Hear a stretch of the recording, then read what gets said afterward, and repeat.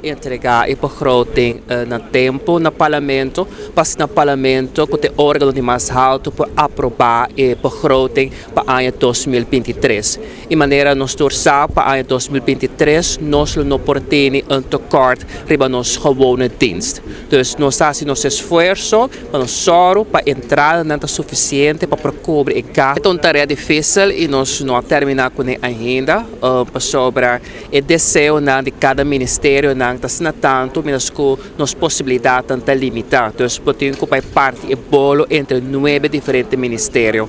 E também agora que nós também com uma outra verwijziging riba e begroting que para não ter mais tanto conta possível com o desejo de todo o ministro.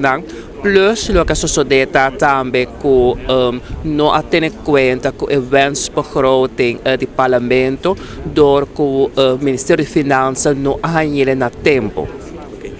Esta hopi diferenciar for a edição de ano passado? Bom, sim, nesse sentido que nós temos mais entrada para o urbano, mas temos só se para não ter tekort. Nós que ano anterior governo não porta tem tekort por Covid, etc.